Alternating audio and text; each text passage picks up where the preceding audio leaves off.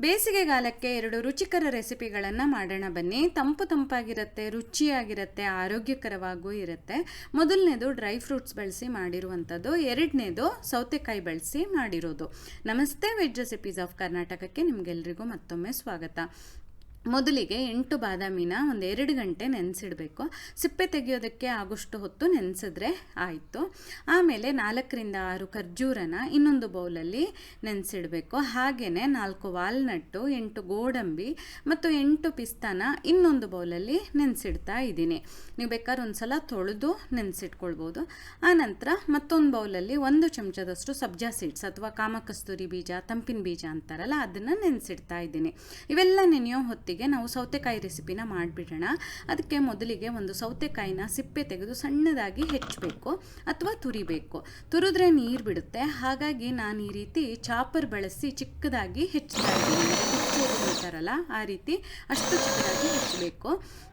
ನಾನು ಬಳಸ್ತಾ ಇರೋದು ಅಗರೋ ಅವರ ಎಲೆಕ್ಟ್ರಿಕ್ ಮಿನಿ ಚಾಪರು. ಈ ರೀತಿ ಹೆಚ್ಚಿರೋ ಸೌತೆಕಾಯಿನ ಪಕ್ಕದಲ್ಲಿಟ್ಕೊಂಡು ಒಂದು ಪಾತ್ರೆಯಲ್ಲಿ ಹುಳಿ ಇಲ್ಲದೆ ಇರೋ ಗಟ್ಟಿ ಮೊಸರನ್ನು ತಗೋಬೇಕು.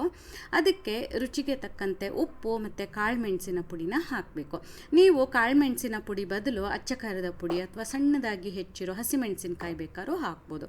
ಜೊತೆಲೇ ಸ್ವಲ್ಪ ಜೀರಿಗೆ ಪುಡಿ ಮತ್ತು ಚಾಟ್ ಮಸಾಲನ ಸಹ ಹಾಕ್ಕೊಂಡೆ.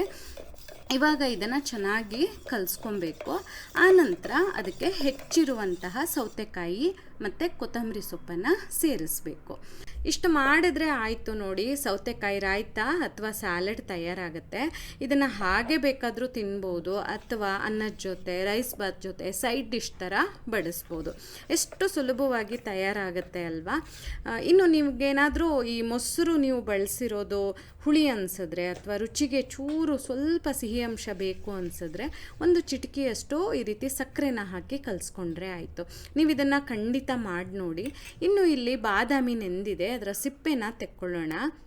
ಆನಂತರ ಒಂದು ಮಿಕ್ಸಿ ಜಾರಲ್ಲಿ ನಾವೀಗಾಗಲೇ ನೆನೆಸಿಟ್ಟಿದ್ವಲ್ಲ ಆ ಖರ್ಜೂರ, ವಾಲ್ನಟ್ಟು, ಗೋಡಂಬಿ, ಪಿಸ್ತಾ ಮತ್ತು ಈಗ ಸಿಪ್ಪೆ ತೆಗೆದ್ವಲ್ಲ ಈ ಬಾದಾಮಿ, ಇವೆಲ್ಲದನ್ನು ಒಟ್ಟಿಗೆ ತಗೊಂಡು ಅಗತ್ಯ ಇರೋಷ್ಟು ನೀರು ಹಾಕಿ ನುಣ್ಣಗೆ ರುಬ್ಬಬೇಕು.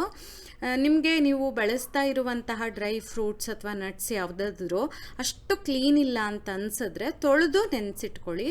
ಇಲ್ಲಾಂದರೆ ಹಾಗೆ ನೆನೆಸಿದ್ರೂ ನಡೆಯುತ್ತೆ. ಈ ರೀತಿ ನುಣ್ಣಗೆ ರುಬ್ಬಬೇಕು, ಆಯಿತಾ. ರುಬ್ಬಿದ ನಂತರ ಅದಕ್ಕೆ 1 ಕಪ್ಪಷ್ಟು ಹಾಲನ್ನು ಹಾಕ್ತಾಯಿದ್ದೀನಿ. ಅಂದರೆ 150 ml ಹಿಡಿಯುವಂತಹ ಕಪ್ಪಲ್ಲಿ 1 ಕಪ್ಪು ಹಾಲು, ಹಾಗೆ ಈಗಾಗಲೇ ನೆನೆಸಿಟ್ಟಿದ್ವಲ್ಲ ಸಬ್ಜಾ ಸೀಡ್ಸು, ಅದನ್ನು ಹಾಕಿ ಹೀಗೆ ಅದನ್ನು ಮಿಕ್ಸ್ ಮಾಡಿ ಸರ್ವ್ ಮಾಡಿದ್ರೆ ಆಯಿತು.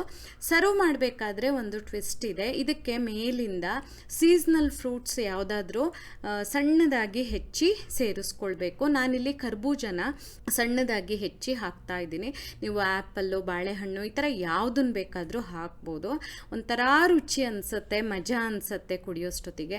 2 ರೆಸಿಪಿನ ಮಾಡಿ ನೋಡಿ. ನಿಮ್ಗೆ ಈ ವಿಡಿಯೋ ಇಷ್ಟ ಆದಲ್ಲಿ ಲೈಕ್ ಮಾಡಿ, ಶೇರ್ ಮಾಡಿ, ಕಮೆಂಟ್ ಮಾಡಿ.